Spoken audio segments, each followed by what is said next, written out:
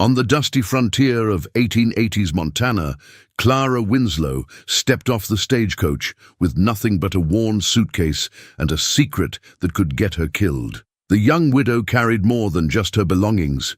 She carried the unborn child of a murdered whistleblower whose powerful enemies would stop at nothing to silence his legacy forever.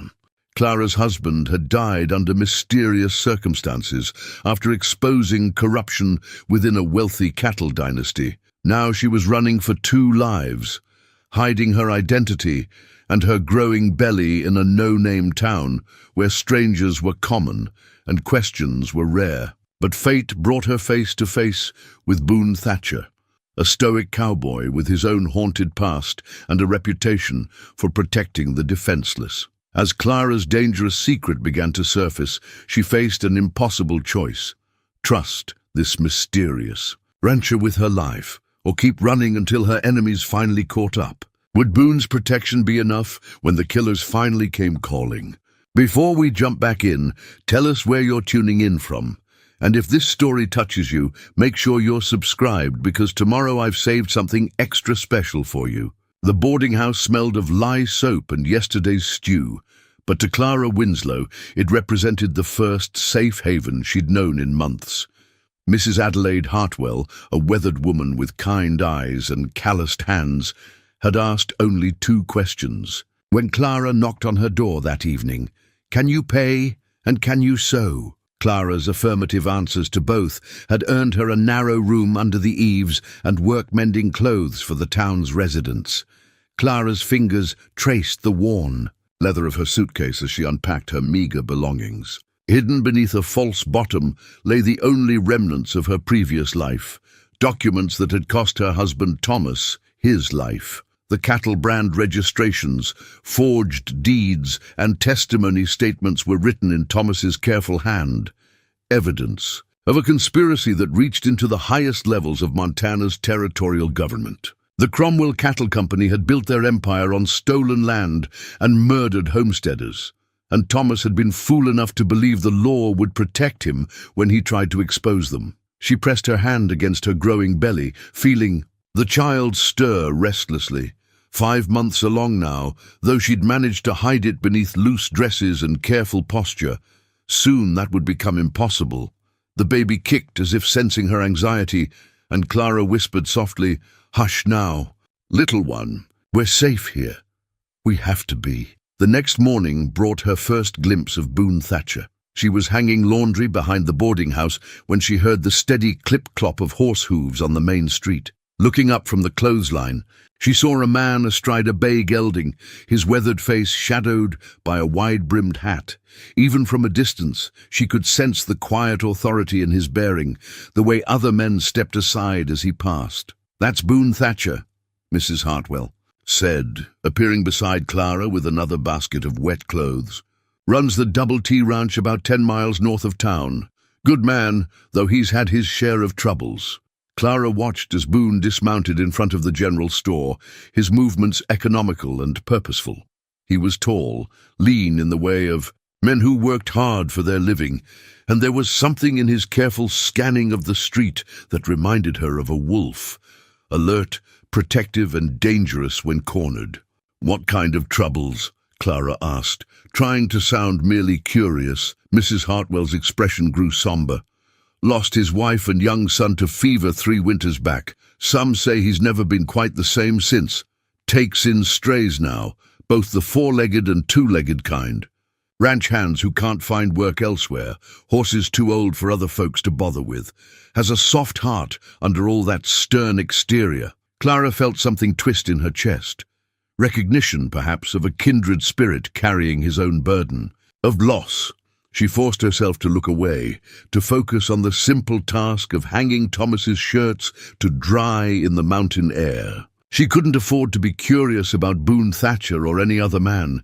Curiosity led to questions, and questions led to answers she couldn't give. That afternoon, she set up her sewing station in the boarding house parlor, where the light was good, and she could watch the street through lace curtains.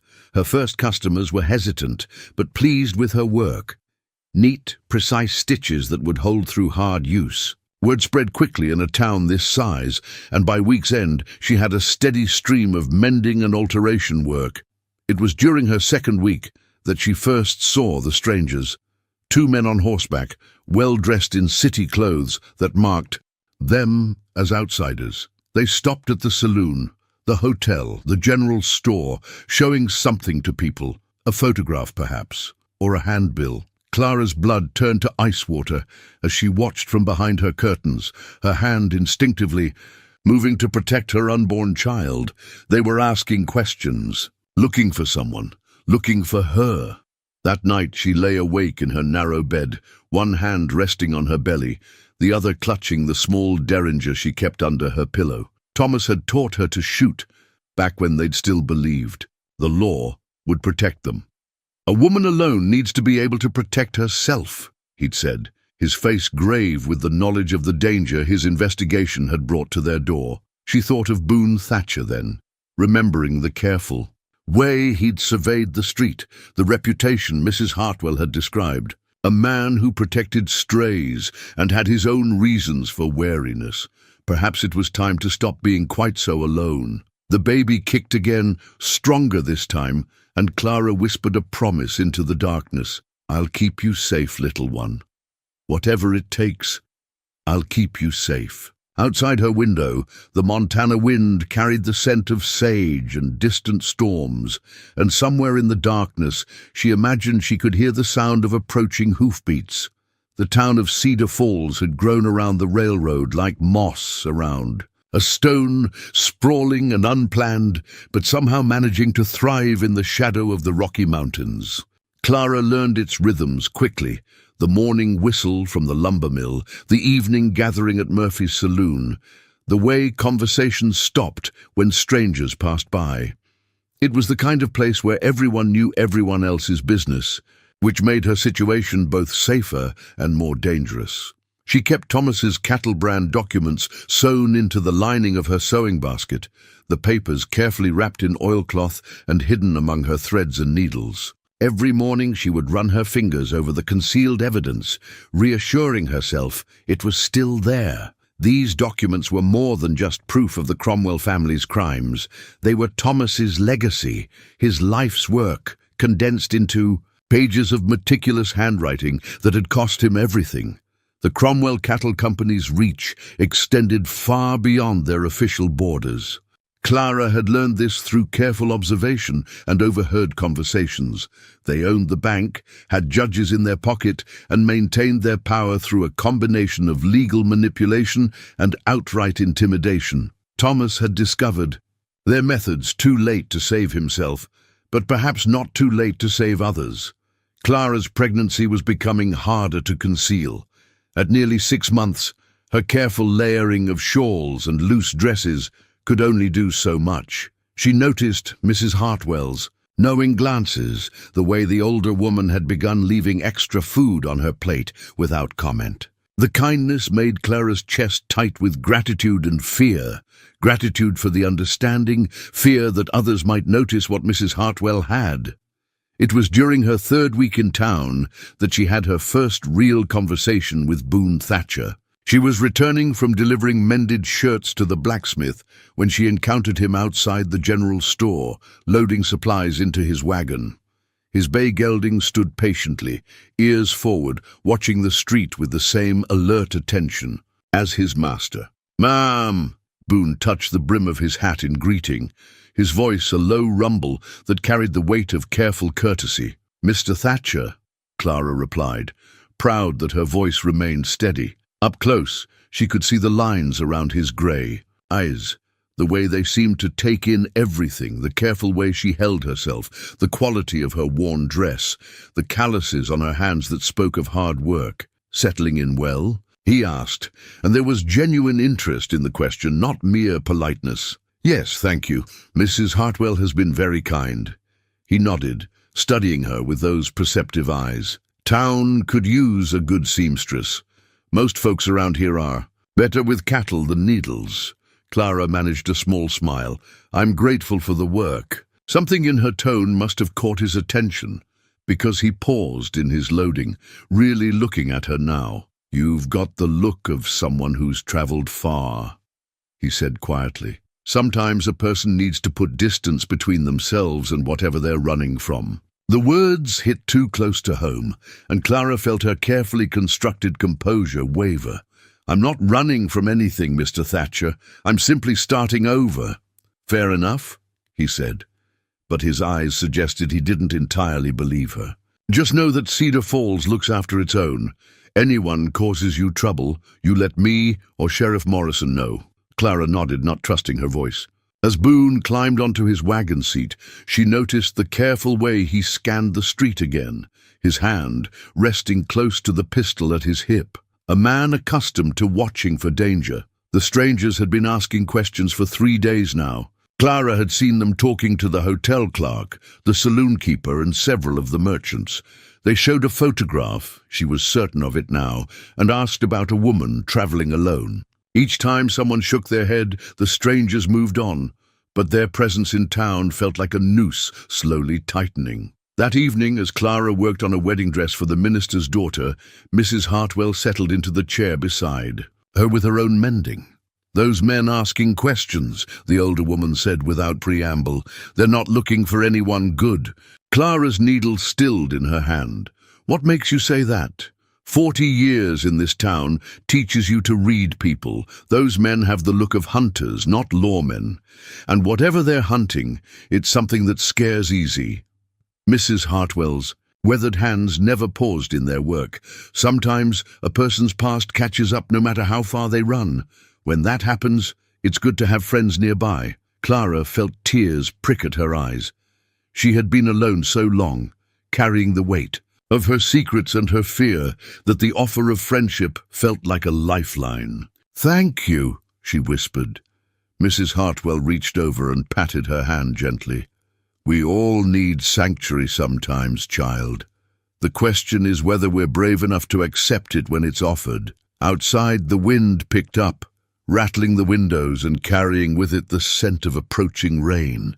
Clara placed her hand over her belly, feeling the child move restlessly, and wondered if courage was something she could learn before her past finally caught up with her present. Clara's fingers traced the worn gold surface of the locket, hidden beneath her chemise, feeling the delicate engraving that spelled out Thomas in flowing script. Inside, nestled behind a tiny glass cover, was a photograph of her husband as a young boy. Gap-toothed and grinning, his whole life spread before him like an uncharted territory. She had taken to touching it when the loneliness became too heavy, imagining the child she carried might have that same infectious smile, that same fearless curiosity about the world. The routine she had established in Cedar Falls felt both comforting and precarious. Each morning, she would rise before dawn to help Mrs. Hartwell with breakfast for the boarding house guests.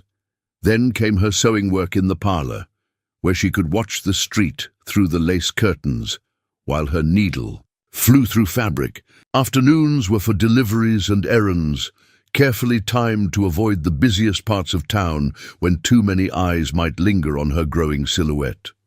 The Cromwell Cattle Company's influence cast a long shadow over the territory, one that reached far beyond their official boundaries. Clara had learned this not through direct inquiry, she was far too careful for that, but through patient listening and observation. The company owned vast stretches of land that had once belonged to homesteaders, land acquired through a combination of legal manipulation and outright intimidation. Judges ruled in their favor. Sheriffs looked the other way when their riders enforced property rights, and newspapers published only the stories the Cromwells wanted told. Thomas had spent 2 years documenting their methods, collecting testimony from displaced families, photographing forged documents, building an ironclad case that should have brought them down. Instead, it had gotten him killed, and Clara forced into exile, carrying his child and his evidence into an uncertain future. She had been in Cedar Falls nearly a month when Boone Thatcher began appearing with increasing frequency.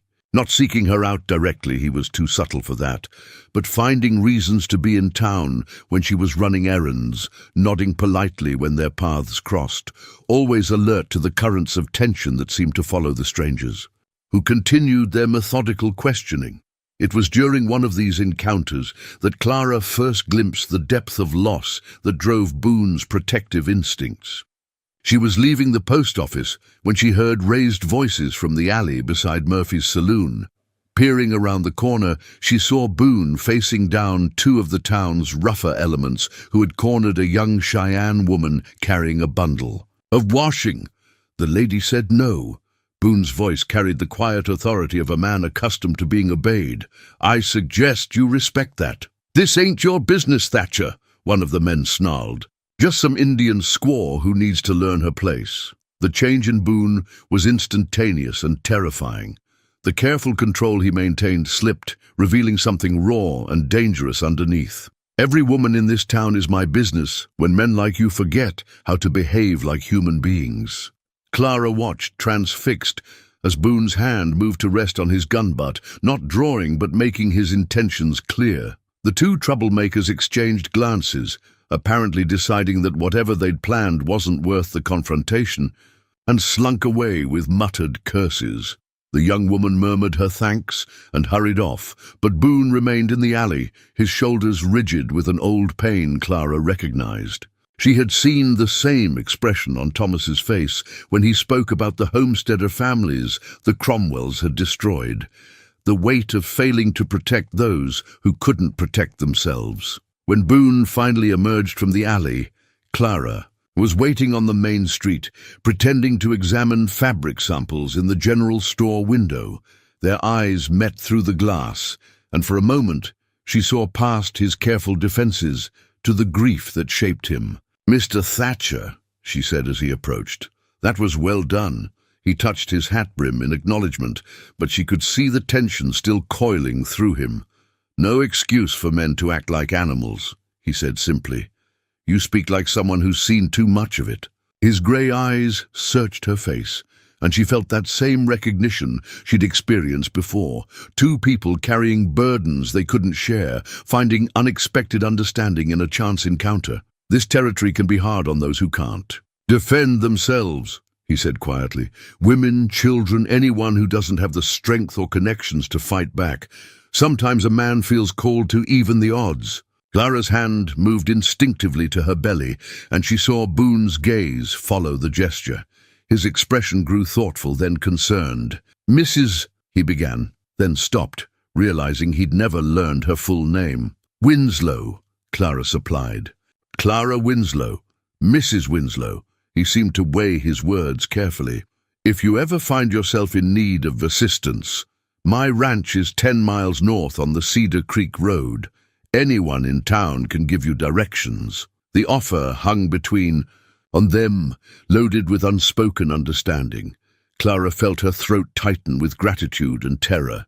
To accept help meant revealing herself, risking not just her own safety, but that of anyone who chose to stand with her. "That's very kind," she managed. Boone nodded and turned to go, then paused. "Sometimes the thing we're most afraid of asking, Umvar, is exactly what we need most." As he rode out of town, Clara remained on the sidewalk, one hand pressed to the locket beneath her dress, the other protecting the child who would soon need more than her determination to keep safe. The strangers were still asking questions, still showing their photograph, still drawing closer to the truth. Perhaps it was time to stop being quite so careful about accepting help. The wanted poster bore a striking likeness of Clara, though the artist had rendered her with softer features and brighter eyes than the haunted woman she had become. "Wanted for questioning," the bold letters proclaimed, "in connection with the theft of valuable documents.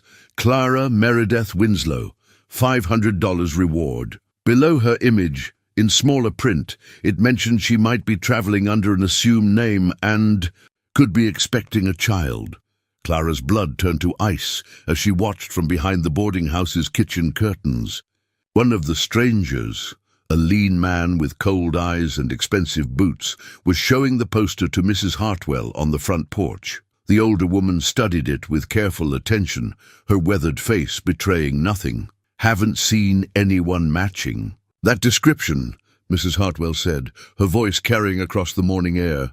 "But then, we get lots of travelers through here. Railroad brings all kinds. The stranger's companion, a heavy-set man with nervous hands that kept twitching toward his gun, spoke up. Woman would be about 6 months along by now.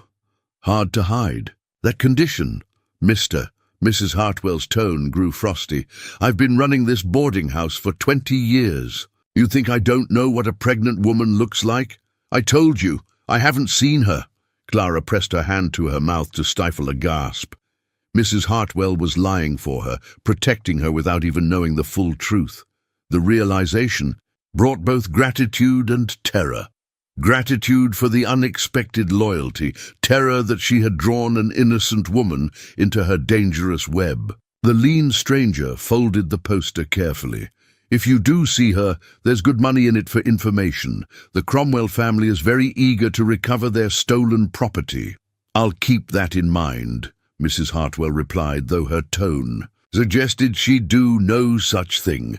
Clara watched the two men mount their horses and ride toward the saloon, no doubt to continue their systematic canvassing of the town. Her heart hammered against her ribs as she tried to think clearly through her panic.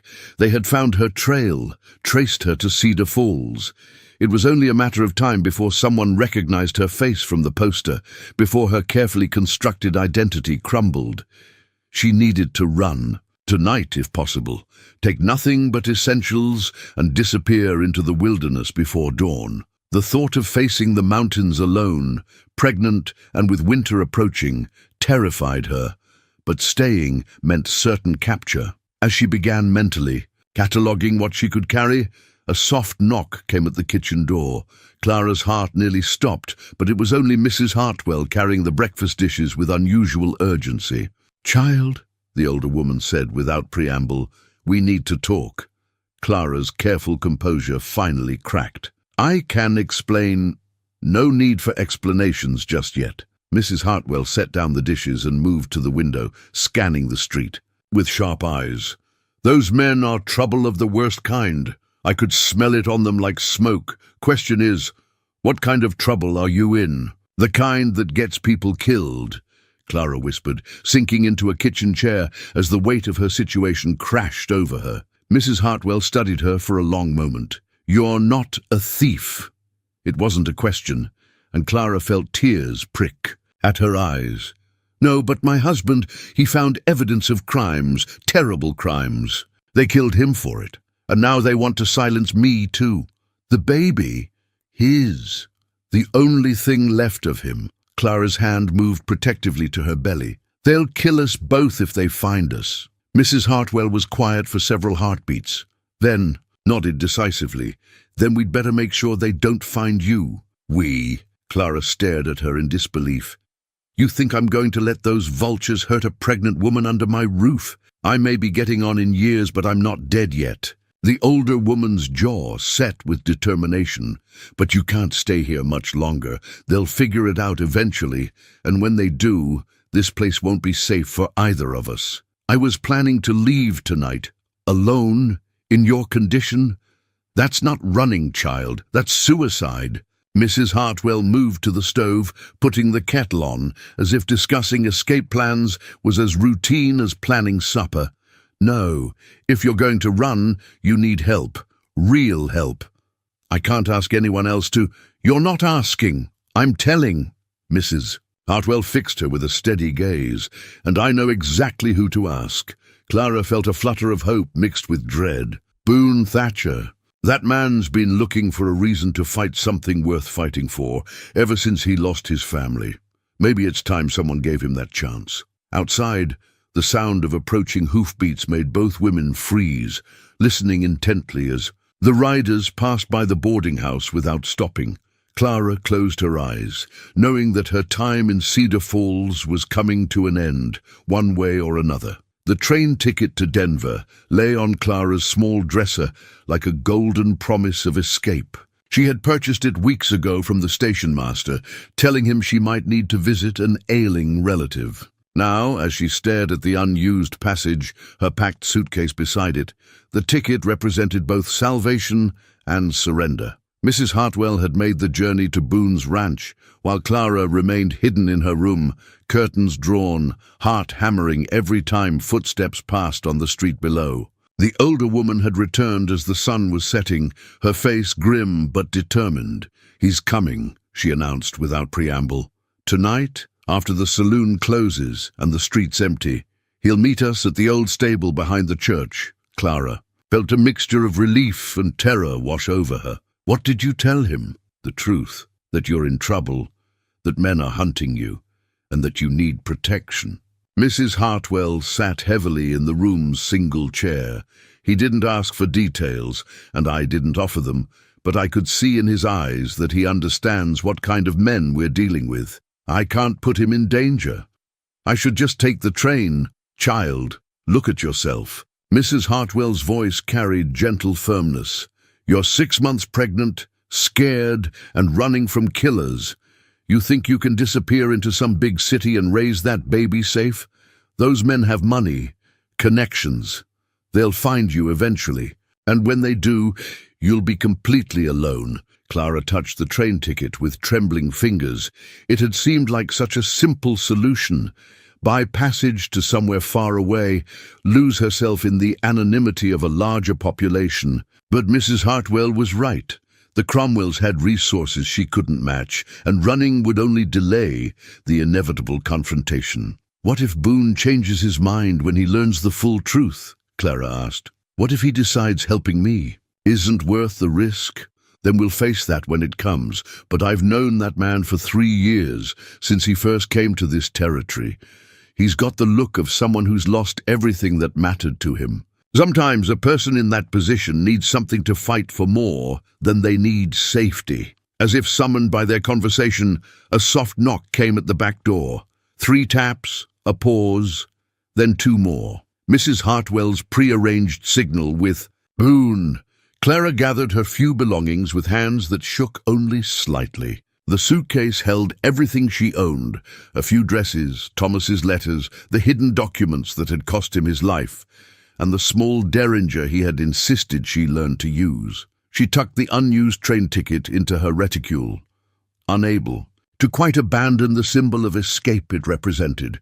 The walk to the old stable felt like the longest of Clara's life. Every shadow could hide a watcher, every sound might herald discovery. Mrs. Hartwell walked beside her, steady and reassuring, while Clara fought the urge to bolt like a startled deer. Boone was waiting in the stable's depths, barely visible in the moonlight filtering through broken boards. His horse stood saddled and ready beside a second mount, a gentle-looking mare with kind eyes, Mrs. Winslow. His voice was quiet but carried absolute certainty. "Mrs. Hartwell tells me you need sanctuary." Clara found herself unable to speak, overwhelmed by the reality of trusting her life to this man she barely knew. Everything in her screamed to run, to rely only on herself, as she had for so many months. "I should tell you," she managed finally, "that helping me could cost you everything. The men hunting me, they're not ordinary bounty hunters. They work for people with enough money and influence to destroy anyone who stands in their way." Boone studied her face in the dim light.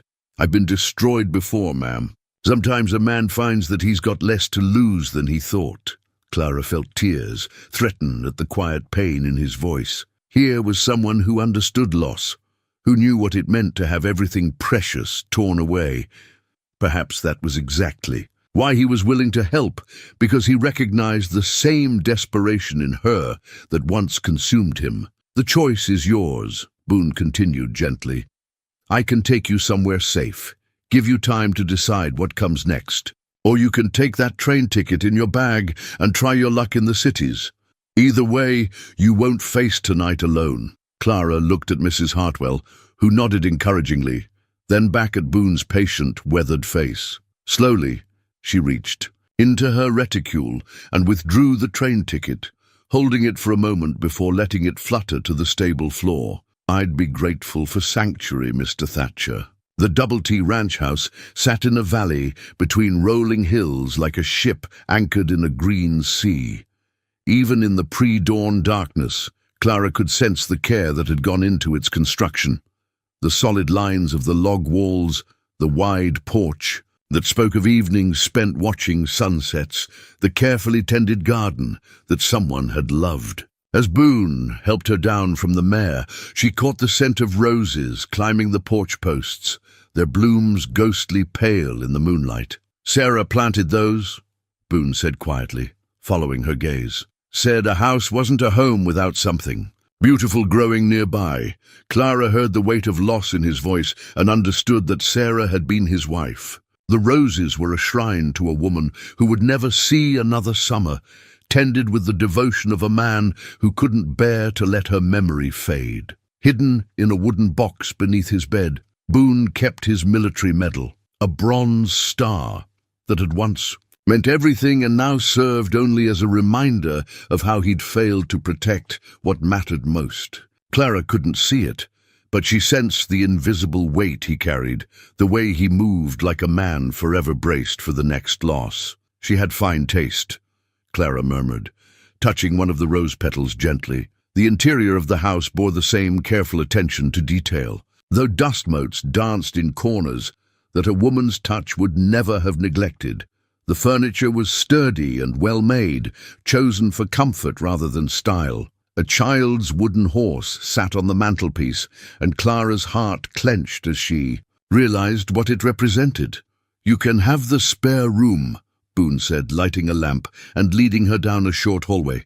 "It's nothing fancy, but the bed's sound and the windows face east for morning light." The room was simple but clean, with a quilted bedspread and a washstand topped with a porcelain pitcher and bowl. Most importantly, it had a solid door and a window that offered a view of the approach to the house, details that spoke to Boone's understanding of her need for security. "Mr. Thatcher," Clara began, but he held up a hand. "Boone, we're past formalities now, I think."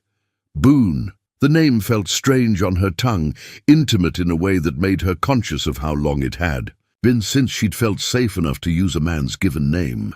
"I need you to understand what you're risking. The men hunting me, they work for the Cromwell Cattle Company. They have judges in their pockets, sheriffs on their payroll. They killed my husband for trying to expose their crimes, and they'll kill you without hesitation if they discover you're helping me." Boone was quiet for a long moment, his grey eyes studying her face. "What kind of crimes?" Clara felt the familiar weight of Thomas's evidence pressing against her conscience. Land fraud, murder. They've been stealing homesteads for years, forging deeds, killing anyone who tries to stand up to them. My husband documented everything, names, dates, proof of their methods. That's what they're really after. "And you have this evidence?" "Yes." Clara's hand moved instinctively to her suitcase. "Hidden where they'll never think to look." Boone nodded slowly. "Then we'd better make sure they don't get the chance." The sound of approaching horses made them both freeze. Clara's hand flew to her reticule, where the derringer waited, but Boone moved to the window with calm efficiency, peering through the curtains. "My hand's coming back from the evening shift," he said, relaxing slightly. "Jake and Miguel, they'll need to know you're here, but they're good men, trustworthy." As if summoned by his words, voices carried from the barnyard, tired men finishing the day's work, their conversation punctuated by the creak of saddle leather and the soft whickers of horses being rubbed down. "They'll have questions," Clara said nervously. "Some, but they won't ask more than you're willing to answer.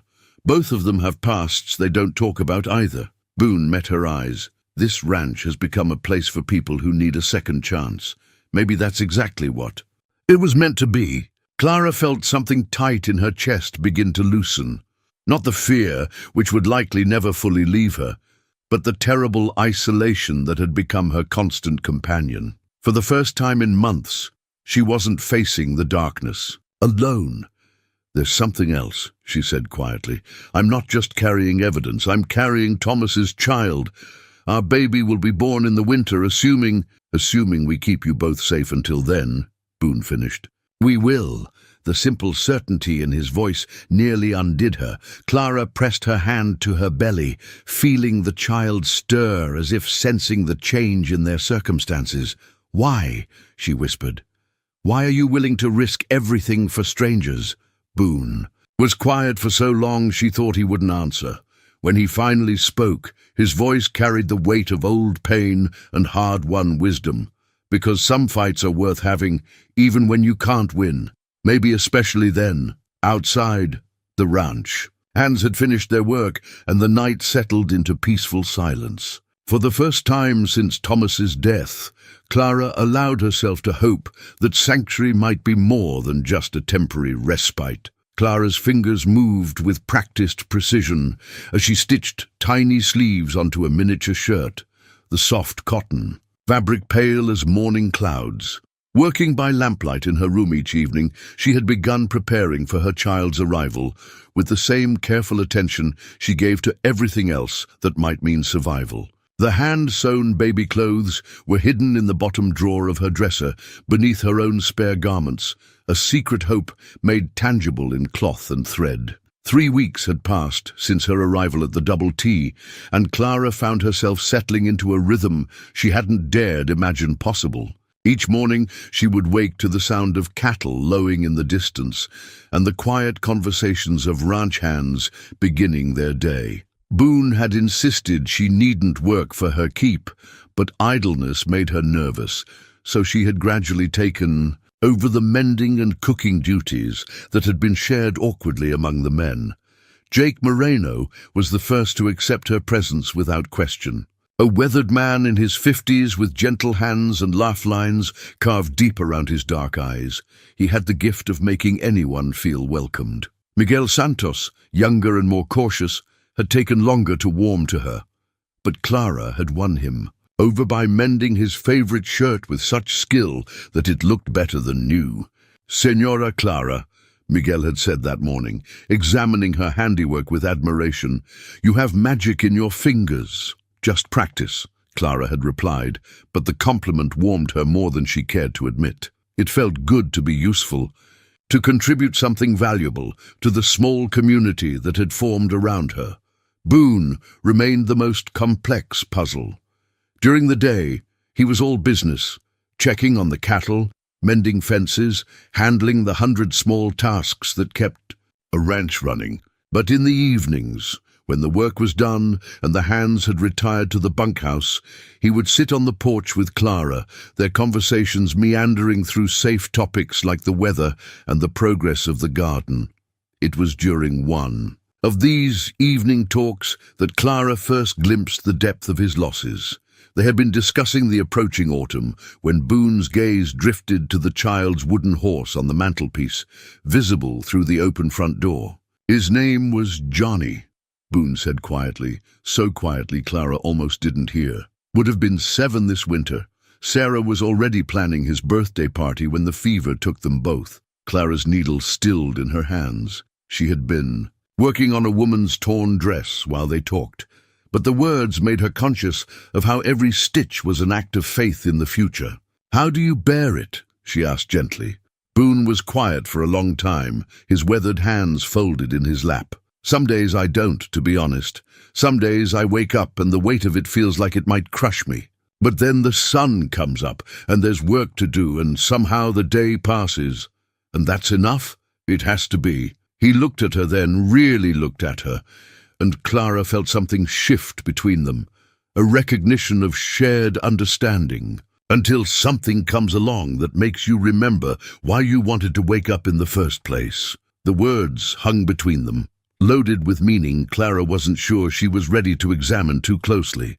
Instead, she focused on her sewing, taking comfort in the familiar rhythm of needle and thread. "What about you?" Boone asked. "How do you keep going when everything you've built gets torn away?" Clara considered the question, thinking of Thomas, and the life they'd planned together, of the baby growing inside her who would never know his father. "I think about the future," she said finally. "Not the one I lost, but the one that's still possible. This baby deserves a chance to grow up safe, to have a childhood full of wonder instead of fear. That's worth fighting for." even when the odds are stacked against you? Especially then. Clara looked up from her sewing to meet his eyes. Thomas used to say that hope wasn't about believing everything would work out fine. Hope was about believing that whatever happened, you could find a way to keep moving forward. Boone nodded slowly. Sounds like he was a wise man. He was, and stubborn, and too brave for his own good, and convinced that one person could make a difference against impossible odds.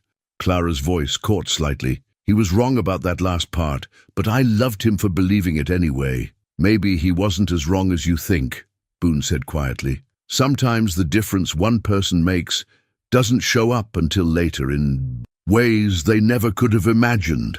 That night, as Clara carefully folded the tiny shirt and placed it with the other baby clothes, she found herself thinking about Boone's words. Outside her window, the ranch slept peacefully under a canopy of stars, and for the first time since Thomas's death, the future felt like something more than just survival. It felt like possibility. The blood-stained letter had arrived 3 days before Thomas's death. Hidden now in the secret compartment Clara had sewn into her corset. Written in her husband's increasingly frantic handwriting, it contained names, dates, and details that painted a picture of corruption reaching far beyond anything Clara had initially imagined. "My dearest Clara," it began, "if you are reading this, then they have found me. But know that our fight was not in vain. The evidence I've gathered will bring them down if it reaches the right hands. Trust no one in territorial government. The rot goes deeper than we feared." Clara's condition was becoming impossible to hide.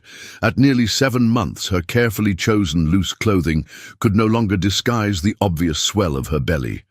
Jake had taken to helping her with heavier tasks without being asked, and Miguel had taken to leaving wildflowers on her windowsill.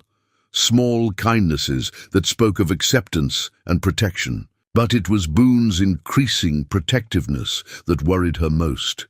The way his eyes lingered on her with a mixture of concern and something deeper that made her heart flutter dangerously. The complications began with the arrival of a cattle buyer from Denver, a smooth-talking man named Harrison Webb, who claimed to be interested in purchasing breeding stock from the Double T. Clara had been hanging laundry when she heard his voice carrying from the yard, and something in his tone made her freeze behind the billowing sheets. "Fine operation you've got here, Thatcher," Webb was saying. "Heard you've been taking in strays lately. Always admired a man with a charitable nature." From her hiding place, Clara could see Boone's stance change, his body language shifting to the alert wariness she'd come to recognize as his response to potential threats. "We help where we can," Boone replied carefully. "What exactly are you looking to buy, Mr. Webb?" "Oh, cattle mostly, though I'm always interested in information. Sometimes that's more valuable than livestock." Webb's laugh held no warmth. "You hear interesting things in Denver, stories about missing persons, lost documents, that sort of thing." Clara's blood turned cold. This was no cattle buyer.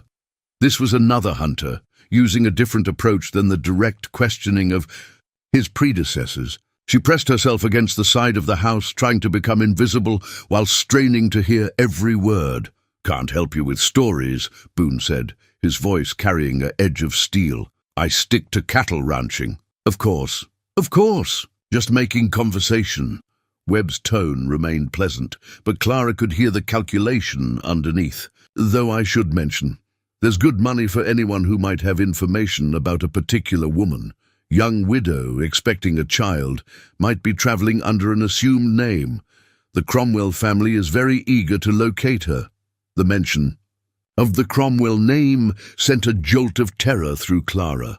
This man was definitely working for Thomas's killers, and his presence here meant they were getting closer to discovering her location. "Like I said," Boone replied, "I don't deal in information about people. You want to buy cattle, we can talk. Otherwise, I'll thank you to be on your way." Clara heard the sound of footsteps approaching the house and quickly gathered the laundry, trying to look natural as she hurried toward the back door, but not before Webb's voice carried one more time. Shame about that seamstress who used to work in Cedar Falls. Heard she disappeared sudden-like. Hope nothing unfortunate happened to her. That evening, Clara could no longer keep the truth from Boone. She found him on the porch, staring out at the mountains with the weight of unspoken concerns etched across his features. "You know, don't you?" she said quietly, settling into the chair beside him, "that Webb wasn't here to buy cattle. That would be my guess." Boone's grey eyes found hers. "Question is, how much danger are we really in?" Clara took a shaky breath and pulled the blood-stained letter from her corset, her hands trembling as she unfolded the damning pages. "More than you know." Boone read in silence, his expression growing grimmer with each paragraph. When he finished, he folded the letter carefully and handed it back to her. "Thomas Winslow was your husband," he said. "It wasn't a question." "Yes. And they murdered him for writing that letter, for gathering evidence against the Cromwell Cattle Company. They've been stealing land for years, killing homesteaders, bribing officials. Thomas thought he could expose them, bring them to justice through legal channels." Clara's voice broke. "He was naive. The corruption goes all the way to the territorial capital, and this child you're carrying is Thomas's son. The last piece of him they can't destroy." Clara pressed her hand to her belly. "Unless they kill us both." Boone was quiet for a long time, the weight of full understanding settling between them. Finally, he spoke. "How long before they figure out you're here?" "Not long. Webb was too interested, too persistent. Even if he doesn't recognize me directly, he'll keep digging until he finds something. Then we need to make some decisions." Boone's voice carried grim determination. "First, you're not facing this alone anymore. Second, maybe it's time to stop running and start fighting back." Clara stared at him. "You can't mean that. These people have armies of hired guns, unlimited money." "And I have something they don't," Boone interrupted quietly. "I have nothing left to lose, and everything worth protecting sitting right here on my porch." The words hung between them, loaded with implications that made Clara's heart race for reasons that had nothing to do with fear. The photograph was creased from years of handling, its edges soft with wear. In it, a younger Boone stood beside a beautiful woman with dark hair and laughing eyes, while a small boy with his father's stubborn chin grinned up at the camera. Sarah and Johnny Thatcher, frozen forever, in a moment of pure happiness that would never come again. Boone had kept the image hidden in his shirt pocket for 3 years, but tonight, as he and Clara sat in the kitchen, sharing late-evening coffee, he placed it gently on the table between them. "This is them," he said simply. "My family." Clara studied the photograph with the careful attention she gave to precious things, understanding the trust implicit in his sharing. "They're beautiful. You can see the love between you all. Sarah was the strongest person I ever knew. Came west with nothing but determination and a sewing basket, built a home out of raw wilderness through sheer force of will." Boone's finger traced the edge of the photograph. "Johnny was just starting to show real personality when they died. Stubborn as a mule, curious about everything, brave enough to chase rabbits twice his size." Clara felt her throat tighten with emotion. "Tell me about them." And so Boone did, his weathered voice growing soft as he shared memories that had been locked away too long. He told her about Sarah's terrible cooking, that somehow always tasted perfect when shared with love, about Johnny's endless questions that turned simple chores into adventures, about the plans they'd made for more children and a bigger house, and all the years they'd thought stretched endlessly ahead of them. "The fever came fast," he said eventually. 3 days from the first symptoms to the end. I rode 20 miles through a blizzard to fetch the doctor, but he arrived too. Late to do anything but confirm what I already knew." "You blame yourself," Clara said gently, recognizing the self-recrimination that haunted his grey eyes. "I should have seen the signs earlier, should have taken them to Denver, to better doctors, should have—" Boone stopped, his jaw clenched. "With old pain, should have been able to control things that no one can control," Clara finished. "I know that feeling. I've spent months wondering what I could have done differently, how I might have saved Thomas, whether there were signs I missed that could have warned me. Boone looked up at her, and in his eyes she saw the same desperate need for absolution that she carried in her own heart. "The truth is," Clara continued, her voice barely above a whisper, "we can't save the people we love from everything. We can only love them while we have them, and honor their memory by continuing to live. Is that what you're doing, living for Thomas?" Clara considered the question, her hand moving instinctively to her swollen belly, where Thomas's child grew strong and active. "I started out thinking that way, but somewhere along the line it became about more than just survival. It became about building something new from the pieces of what was lost." Boone carefully returned the photograph to his shirt pocket, but Clara sensed something fundamental had shifted in the sharing. The walls he'd built around his grief had developed cracks, letting in possibilities he'd thought were lost forever. "Clara," he said, her name carrying a weight of unspoken meaning. "What we're facing, Webb, the Cromwells, all of it, it's not going to be easy. They'll come for you eventually, and when they do, it's going to be dangerous for everyone here. No, if you want me to leave, no." The word came out more forcefully than he'd intended. "That's not what I'm saying. I'm saying that when they come, I want you to know that you're not just someone I'm helping. You're not charity or obligation or a stray that wandered onto my land." Clara felt her heart begin to race as she recognized the direction of his words. "Boone, you're the first person since Sarah who's made me remember what it feels like to have something worth protecting, not just the ranch or the cattle or even justice for your husband. You, the baby, the future you represent." His grey eyes held hers steadily. "I need you to know that before things get complicated." The kitchen fell silent except for the soft ticking of the mantel clock and the whisper of wind through the eaves. Clara felt tears threaten as she processed the magnitude of what he was offering. Not just protection, but partnership, not just sanctuary, but the possibility of a new beginning built on the foundations of shared loss and growing love. "This baby," she said carefully, "will never know his real father. Thomas died before he could even tell me he suspected I was pregnant. Every child deserves to know they're wanted, protected, loved. The man who provides that isn't necessarily the one who provided the seed." Clara reached across the table and covered his weathered hand with her smaller one. "Are you saying you could love another man's child as your own?" Boone turned his hand, palm up, capturing her fingers gently. "I'm saying I already do, both of you." Outside, the night wind carried the scent of approaching winter, but inside the kitchen, warmth bloomed between two wounded hearts, learning to trust in tomorrow. The Keese newspaper clipping was yellowed with age, its edges brittle from being folded and refolded countless times. Clara had discovered it tucked inside Thomas's Bible, forgotten until she'd been searching for comfort in familiar words. The headline read, "Respected businessman dies in tragic accident," and beneath it, a sanitized account of how Thomas Winslow had allegedly fallen from his horse while riding alone in rough country, his body discovered days later by passing travelers. Nothing in the article mentioned his investigation into the Cromwell Cattle Company. Nothing suggested the bruises on his knuckles that indicated a struggle, or the fact that his horse had been found peacefully grazing 20 miles from where his body lay. The reporter had written exactly what someone had paid him to write. A convenient fiction that transformed murder into misfortune.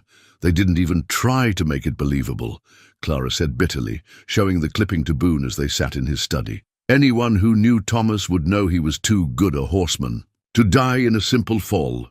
Boone examined the article with the careful attention of a man who understood how truth could be buried beneath official lies. Who wrote this? Samuel Morrison, correspondent for the Territorial Tribune. I remember Thomas mentioning him. Said Morrison would write anything for the right price. Clara's voice carried the weight of accumulated grief and anger. He turned my husband's murder into a 2-paragraph story about an unfortunate accident. Morrison, Boone repeated thoughtfully. Any relation to Sheriff Morrison in Cedar Falls? Clara felt a chill of realization. Brothers. Sam Morrison is... The sheriff's younger brother works for newspapers throughout the territory. The implications hit her like a physical blow. If the sheriff is involved in the cover-up, then the law isn't going to help us, Boone finished grimly. We're truly on our own. The study fell silent as they both contemplated the scope of the conspiracy they faced. Clara had known the Cromwells had influence, but seeing the evidence of how completely they controlled the narrative around Thomas's death drove home the futility of seeking official justice. There's more, Clara said quietly, pulling additional documents from her carefully guarded collection. Thomas had been corresponding with other victims, homesteaders who'd lost their land, families who'd had loved ones disappear after challenging Cromwell claims. He was building a network of witnesses. She spread the letters across Boone's desk, each one a testament to the Cromwells' systematic campaign of intimidation and violence. Names, dates, descriptions of threats and attacks. A pattern of criminal behavior spanning nearly a decade. The Henderson family, Clara pointed to one letter, lost their homestead when forged documents suddenly appeared showing prior Cromwell ownership. When they tried to fight it in court, their barn burned down with half their livestock inside. The Kowalski brothers, she indicated another. They'd been grazing cattle on open range for years. Cromwell riders showed up one day claiming exclusive rights, drove off the cattle, and beat both brothers nearly to death when they protested. Boone read through the testimonies, his expression growing darker with each account. How many families? Thomas documented at least 30 cases of fraud, intimidation, or outright violence.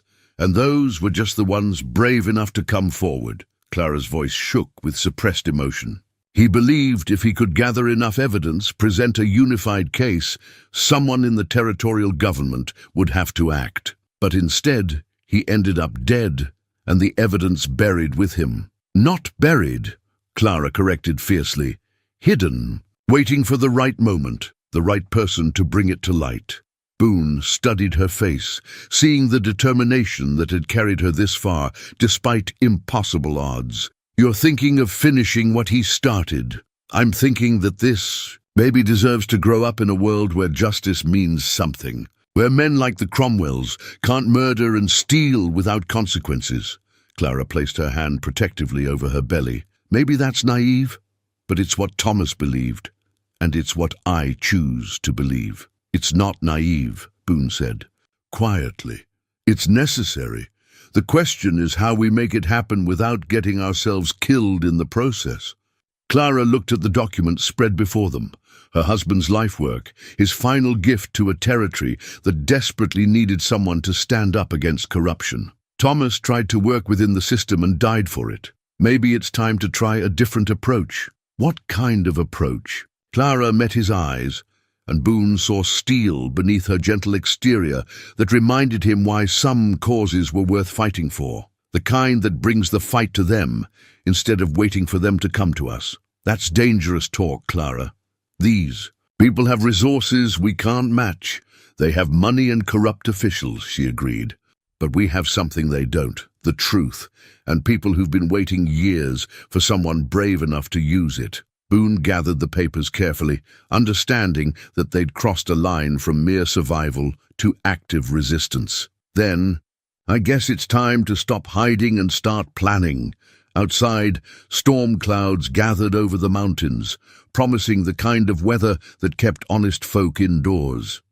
It seemed fitting weather for the kind of conversation they were about to have. Boone's father's gun was a Colt Army revolver, its walnut grip worn smooth by decades of honest use. Hidden in a locked drawer of his desk, the weapon had belonged to Colonel William Thatcher, a man who'd fought in 2 wars and died believing that some principles were worth bleeding for. Boone hadn't touched the gun since his father's funeral, but as he cleaned and loaded it by lamplight, he felt the weight of legacy settling on his shoulders like his father's old cavalry coat. The killers were closing in. Boone could feel it. In the way the wind carried sounds differently, in the nervous energy of the cattle, in the way his own instincts prickled with warnings born of years soldiering in hostile territory. Jake and Miguel had reported strangers asking questions at neighboring ranches, men who claimed to be looking for work but asked too many questions about the Double T's recent additions to its household.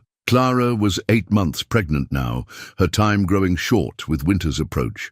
She moved carefully but without complaint, her hands never idle as she prepared for the birth of her child and the confrontation they all knew was coming. Each evening, she would sit by the fire mending clothes or knitting small garments.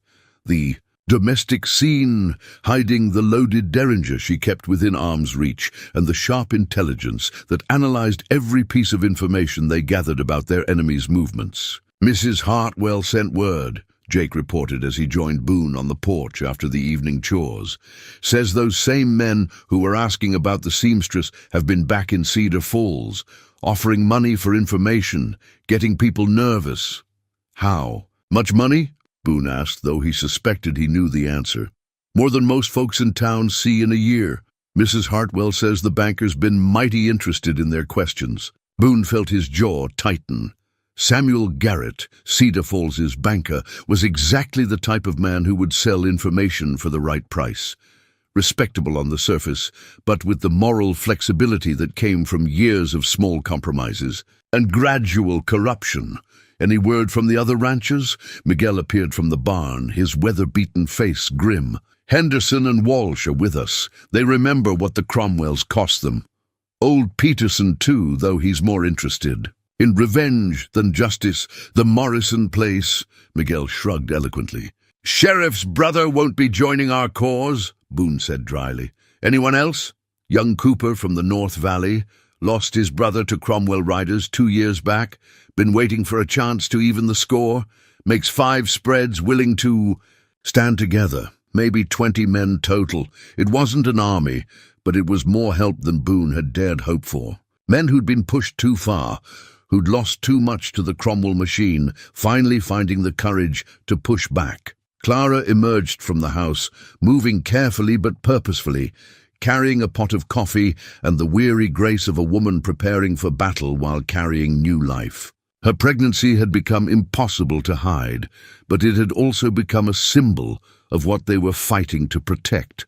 The future, the possibility of a world where children could grow up without fear of powerful men who believed themselves above the law. "Any decisions?" she asked, settling into her chair with the careful movements of late pregnancy. "We're going to make our stand here," Boone said. "This ranch is defensible, we know the ground, and we'll have help from the neighbors. But, Clara," he paused, choosing his words carefully, "when the shooting starts, you need to be somewhere safe." "No," her response was immediate and firm. "I won't hide while others fight for my freedom, this child's freedom. You can't fight in your condition."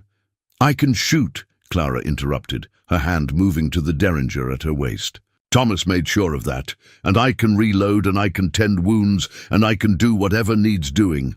Don't ask me to cower in a cellar while good men die for my sake." Boone recognized the steel in her voice, the same determination that had carried her hundreds of miles through hostile territory while pregnant and alone.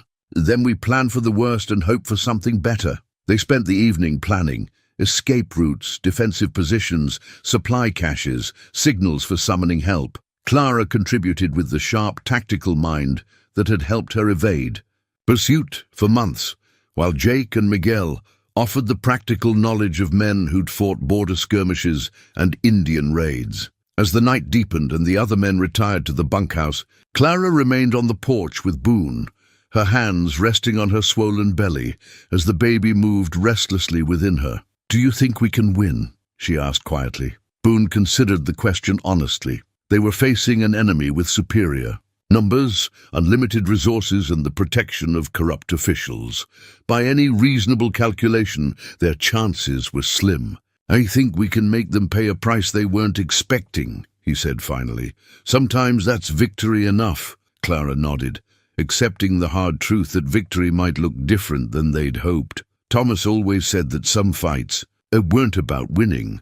They were about making sure the other side remembered why they shouldn't have started the fight in the first place. "Smart man, your Thomas." "He would have liked you," Clara said softly.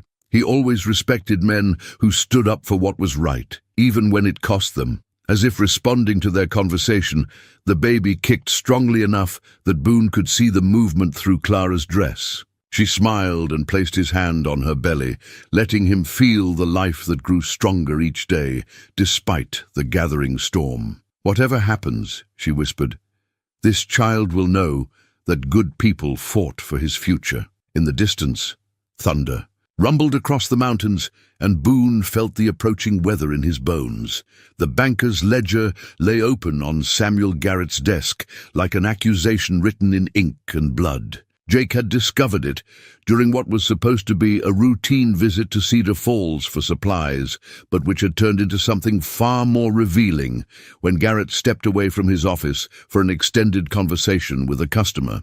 The leather-bound book contained entries that painted a damning picture of corruption, reaching deeper than anyone had imagined. "Look at this," Jake said grimly, pointing to a series of payments recorded over the past 2 years. Monthly deposits from something called Mountain Development Company, $500, regular as clockwork. Boone studied the entries, his jaw tightening as he recognized the pattern. Mountain Development Company. Want to bet that's a front for Cromwell operations? Clara leaned forward from her chair, her pregnancy making sudden movements difficult, but her mind sharp as ever. "What else does it show?" Jake flipped through several pages, his weathered finger tracking columns of figures that told a story of systematic corruption. Payments to Judge Morrison, that's the sheriff's father. Payments to at least 3 other territorial officials. And here, he paused at an entry that made his blood run cold. Payment to B. Thatcher Land Survey, Double T Ranch. The silence that followed was deafening. Clara felt her heart sink as she saw the betrayal written in stark numbers, while Boone stared at the ledger as if the ink might rearrange itself into something less devastating. "That's dated 3 weeks ago," Clara whispered. "Right after Webb's visit. $500, Jake added unnecessarily. "Same amount they've been paying the others." Boone's hands clenched into fists as the implications crashed over him. "They think I sold her out. They think I told them where to find her. Did you?" Clara's voice was barely audible, though something in her eyes suggested she already knew the answer. "No." The word came out like a gunshot. "Clara, I swear to you, I know." She reached for his hand, her touch steady despite the tremor in her voice. "But they've made it look like you did, which means when they come for me, they'll expect you to hand me over without a fight," Clara finished. "They think they bought your loyalty." Jake closed the ledger with a snap. "Question is, how do we use this to our advantage?" Clara was already thinking several steps ahead, her mind working through possibilities with the tactical precision that had kept her alive this long. "They'll come expecting cooperation, expecting Boone to deliver me like purchased goods. When that doesn't happen, they'll realize they've been deceived and all bets are off," Boone said grimly. "No more subtlety, no more careful approaches. They'll come with everything they have." "How long do we have?" Clara asked. Jake consulted his pocket watch as if it could somehow divine their enemy's timeline. "If they're planning to move, based on thinking you're bought and paid for, could be any time. Tonight, tomorrow, whenever they think the moment's right." Clara pushed herself up from her chair with the careful movements of late pregnancy, her hand pressed to her lower back. "Then we need to be ready. Send word to the other ranchers. Tell them it's happening soon." "Clara," Boone said quietly, "when they realize I haven't betrayed you, they're going to be angry.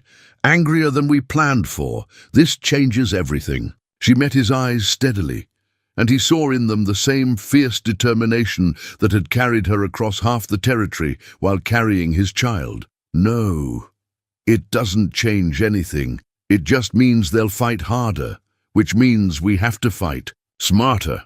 And if we lose—" Clara's hand moved to her belly, where Thomas's son moved restlessly as if sensing the tension that filled the room. "Then at least we'll lose fighting for something that matters. Thomas died believing that truth and justice were worth any sacrifice. I won't dishonor his memory by giving up now." Boone nodded slowly, understanding that they'd moved beyond the point of retreat. The false entry in Garrett's ledger had been meant to eliminate them through deception, but instead it had only strengthened their resolve. "Jake, ride to the neighboring spreads. Tell them to be ready for anything. Miguel can help me check our defenses one more time." Boone stood, his hand moving instinctively to where his father's gun waited in its holster. "And Clara, I'll prepare for a long night," she said simply, "and pray that when morning comes, our child will still have a future worth fighting for." Outside, the wind had picked up, carrying with it the scent of approaching snow and the promise that winter and their enemies would arrive together. The mining deed was written on expensive parchment, its official seals and elaborate signatures, designed to impress anyone who might question its authenticity. Clara discovered it tucked inside the banker's ledger, apparently forgotten among the other documents that chronicled the Cromwell Empire's dark foundation. But this deed was different. It wasn't about cattle or grazing rights. It was about something far more valuable and dangerous. "Silver," Boone said quietly, studying the document by lamplight. "They've been mining silver on what they claim is Cromwell land, but according to this survey," he traced his finger along the property, "lines described in the deed. This is federal territory, protected watershed that's supposed to remain untouched." Clara felt a chill that had nothing to do with the mountain wind rattling the windows. Thomas mentioned rumors about illegal mining operations, but he could never prove anything. The Cromwells were too careful about keeping their various enterprises separate. Not careful enough, apparently. Boone spread a territorial map across his desk, comparing the deed's description to the official boundaries. "Look at this. They've been operating an illegal mine for at least 3 years, extracting what looks like thousands of dollars worth of silver from federal land." Miguel, who had been listening from the doorway, stepped into the lamplight. My cousin worked a mine up in those hills before it suddenly closed," said. "The Cromwell riders came one day and told all the workers to forget they'd ever been there, paid them enough to keep quiet, threatened them enough to make sure they stayed. That way, the implications crashed over them like an avalanche. This wasn't just about land fraud and intimidation anymore. This was about a federal crime that could bring down the entire Cromwell operation if the right people learned about it. The territorial governor would have to act on something like this," Clara said, her voice tight with possibility.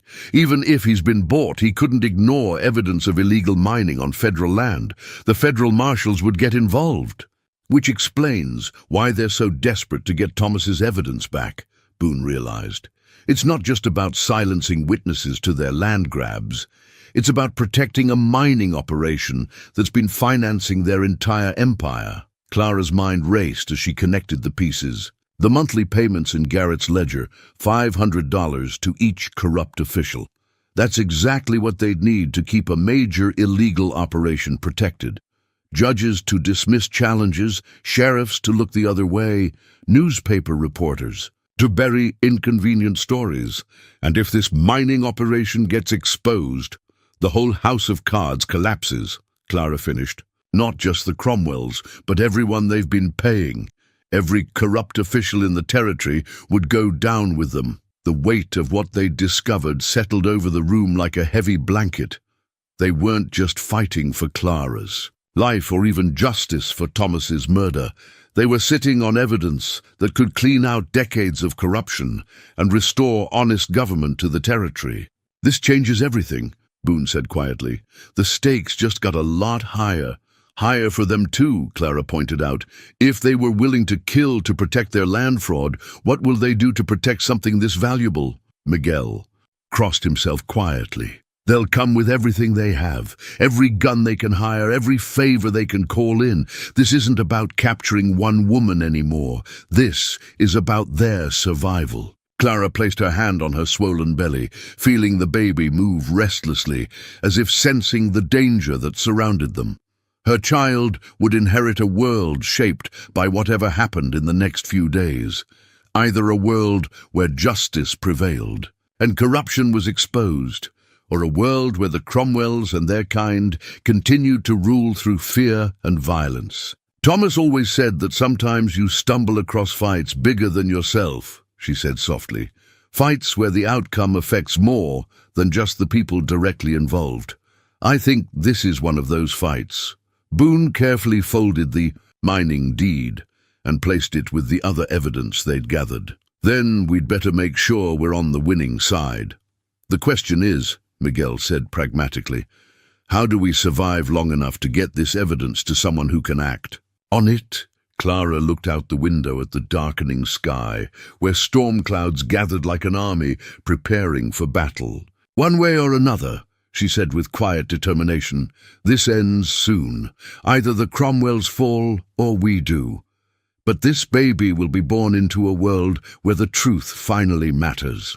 Outside, the first snowflakes began to fall, harbinger of a winter that would test everyone's resolve. Clara's mother's Bible was bound in cracked leather, its pages soft with age and countless readings. Hidden within a carefully carved hollow in the spine lay the most damning piece of evidence they possessed. A signed confession from a dying Cromwell foreman who had detailed the family's crimes in exchange for peace with his maker. Clara had discovered the hiding place years ago as a child, and Thomas had used it to conceal the document that could bring down an empire. As she ran her fingers over the familiar binding, she drew strength from both the sacred words within and the secular. Justice, the hidden confession promised. The contractions had started that morning, subtle but unmistakable. Clara had said nothing to Boone or the others, knowing they had enough to worry about, without adding the complications of an imminent birth to their defensive preparations. But as the day wore on, and the pains grew stronger and more regular, she knew that time was running out in more ways than one. The range fence needs reinforcing on the east side, Jake reported as the men gathered in the kitchen for what might be their last peaceful meal together. Spotted fresh tracks this morning, riders doing reconnaissance, staying just out of rifle range. How many? Boone asked, though his attention kept drifting to Clara, who was moving more carefully than usual as she served coffee. At least 6, maybe more. Professional types, not local troublemakers. They know what they're doing. Miguel nodded grimly. Same tracks I found near the creek crossing. They're mapping our defenses, looking for weak spots. Boone spread a hand-drawn map of the ranch across the table, marking defensive positions with pieces of charcoal. Henderson and his boys will hold the north approach. Walsh takes the east ridge with his rifle. He's the best shot among us. Miguel, you and Cooper watch the creek crossing. Jake and I will defend the house.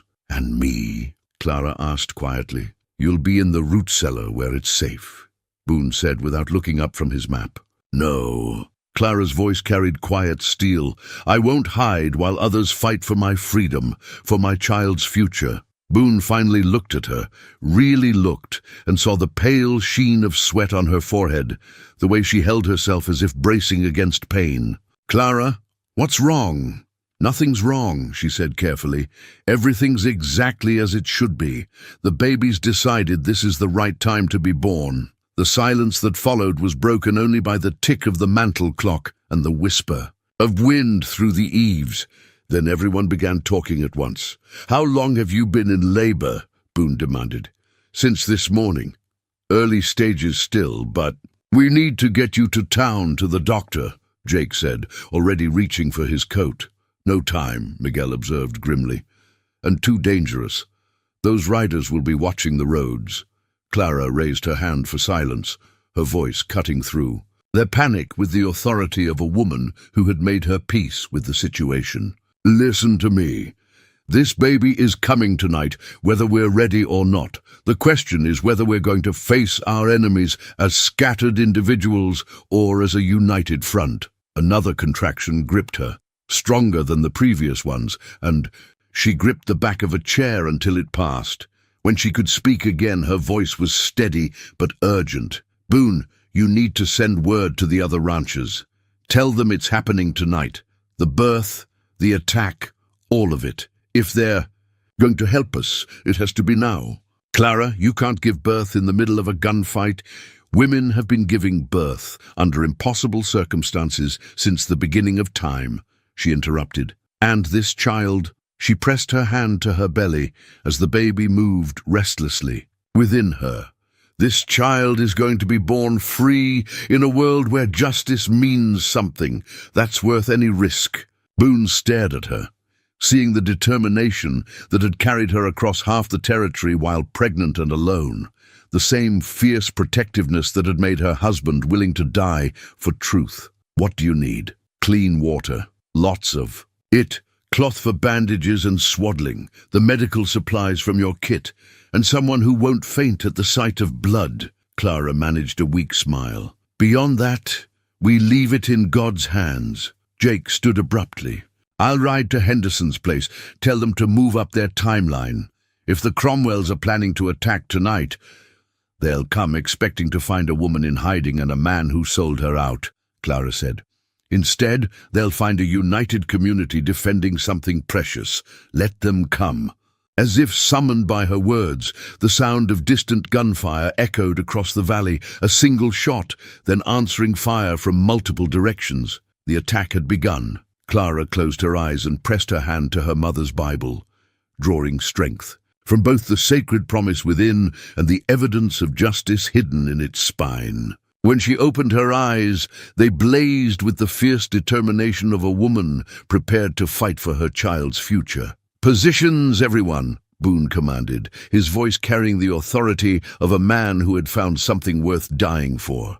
Tonight we find out what we're really made of. Outside, the sound of approaching hoofbeats grew louder, while inside, Clara felt the first truly serious contraction grip her body like a promise that new life would enter the world regardless of the darkness that surrounded it. Sheriff. Morrison's badge caught the lamplight as he pinned it to his vest with hands that trembled slightly, not from fear, but from the weight of decisions that would define what remained of his life. The star-shaped piece of tin had once represented law and order, justice and protection for the innocent. Tonight, it symbolized everything that had gone wrong with the territory, every compromise that had led them to this moment when armed men rode through the darkness to silence a pregnant woman whose only crime had been loving a man brave enough to speak truth to power. The killers approached the Double T Ranch with the methodical precision of a military operation. Clara watched them through the kitchen window, counting at least a dozen riders spread in a wide arc around the property. They moved with the confidence of men who believed they held all the advantages: superior numbers, professional training, and the certainty that their target would be delivered without resistance by a rancher they thought they'd bought. The labor. Pains were coming faster now, each contraction like a wave that threatened to sweep away her ability to think clearly. But between the waves of pain, Clara's mind remained sharp, cataloguing details that might mean the difference between life and death for everyone she'd come to care about. They're not rushing, she observed through gritted teeth as another contraction gripped her.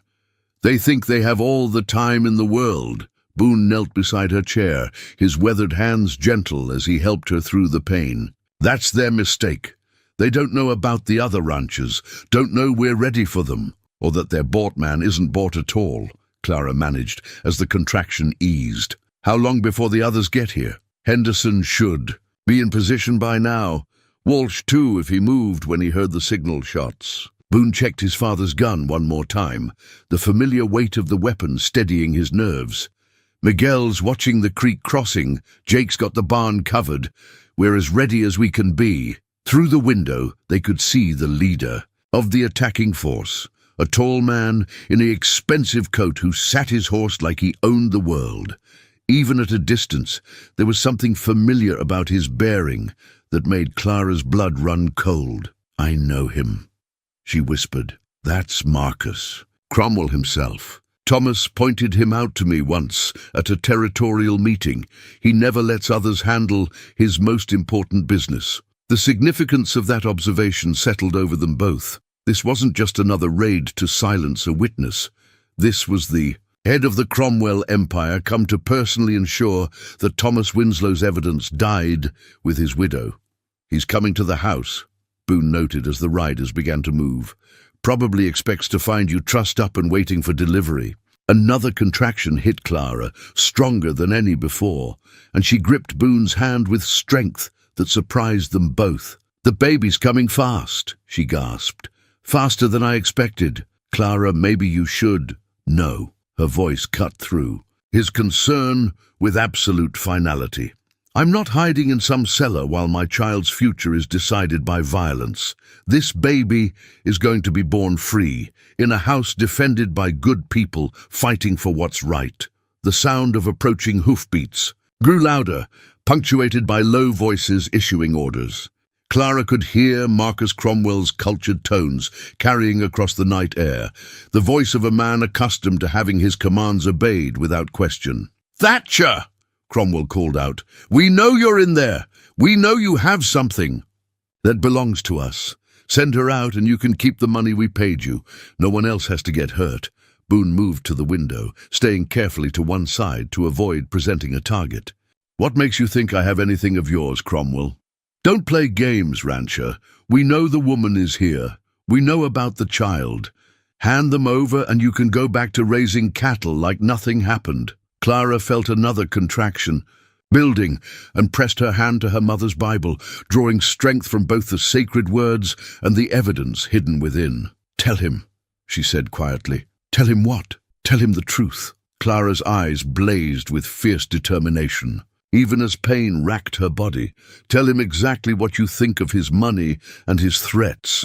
Boone looked at her, really looked at her, and saw the same courage that had brought her hundreds of miles through hostile territory while carrying his child. The same strength that had made her husband willing to die rather than compromise. "With evil, you hear that, Cromwell?" Boone called out. "The lady says to tell you what I think of your offer." "And what's that, Thatcher?" Boone's voice carried across the yard with the authority of a man who had finally found something worth fighting for. "I think you can go to hell, and I think it's time you learned that some things can't be bought." The silence that followed was broken by Clara's sharp intake of breath as another contraction gripped her, and by the metallic sound of weapons being drawn in the darkness outside. The newborn's first cry pierced the night like a battle call, rising above the gunfire that had erupted around the ranch house. Clara held her son, Thomas's son, against her chest as bullets shattered the kitchen. Windows and men shouted orders in the darkness. The baby's lusty wail seemed to give everyone something to fight for, a sound that transformed the violent chaos into something sacred and necessary. "He's perfect," Clara whispered, tears streaming down her face as she examined the small, red-faced miracle in her arms. Despite everything, the gunfight raging around them, the killers trying to break down their doors, the uncertain future that awaited them all, her son had entered the world healthy and strong, ready to claim his place in whatever tomorrow would bring. Boone fired through the broken window, his father's Colt barking defiance at the shadows moving through his yard. "Henderson's boys are in position," he called over the noise. "I can see muzzle flashes from the north ridge." The battle had erupted the moment Cromwell realized his bought man hadn't stayed bought. What was supposed to be a simple pickup had become a siege, with the Double T ranch house as the fortress and Clara's newborn son as the future they were all fighting to protect. "Miguel's got the creek crossing covered," Jake reported from his position by the front door. "3 of Cromwell's men tried to flank us that way. Won't be trying again." Another volley of shots splintered the doorframe near Jake's head, but he didn't flinch. The ranch hand had found something worth dying for, and it showed in every steady movement, every well-aimed shot he sent back at their attackers. Clara wrapped her son in the clean cloth they'd prepared, her hands steady despite the violence surrounding them. The baby had stopped crying, his dark eyes, Thomas's eyes, seeming to take in this chaotic world with the calm acceptance of someone born to face whatever came. "Marcus Cromwell!" Boone shouted into the night. "Your men are pinned down, and more neighbors are on their way. You want to end this? Come and face me yourself." The response came not in words, but in a concentrated barrage of gunfire that sent splinters flying and forced everyone to take cover. But the attack felt desperate now, lacking the confidence it had possessed when the killers thought they were. Collecting purchased goods. They're running low on ammunition, Clara observed, her tactical mind still working despite having just given birth. Listen to the pattern. They're spacing their shots more, making each one count. Boone reloaded his father's gun, the familiar motions steadying his nerves as he prepared for what felt like the final push. Question is, do we have enough to outlast them? As if in answer to his words, the sound of approaching hoofbeats came. From the north, not the stealthy approach of enemies, but the thunderous charge of allies arriving in force. Henderson's voice carried across the valley, raised in a war cry that spoke of justice too long delayed. That's our signal, Jake said with grim satisfaction. Time to end this. The tide of battle turned in moments. Caught between the defenders, in the house, and Henderson's riders charging from the north, Cromwell's hired guns found themselves in an impossible position. Some tried to fight their way out, others simply broke and ran for their horses. Marcus Cromwell himself appeared in the doorway, his expensive coat torn and his face white with rage and defeat. He held a pistol in one hand and a torch in the other, his eyes wild with the desperation of a man watching his empire crumble. "You've destroyed everything," he snarled at Clara, who sat holding her newborn son with calm dignity. 30 years of building, of creating something lasting, and you've brought it all down for what? For some dead man's fantasy of justice? For the truth, Clara replied simply. And for the future. She looked down at her son, who gazed back at her with the serene trust of innocence. For children who deserve to grow up in a world where right matters more than might. Cromwell raised his pistol, but Boone was faster. His father's gun spoke once, and Marcus Cromwell crumpled to the floor, his torch guttering out as his hand went slack. The silence that followed seemed to stretch forever, broken only by the babies. Soft breathing and the distant sound of the last few gunmen surrendering to Henderson's riders. "Is it over?"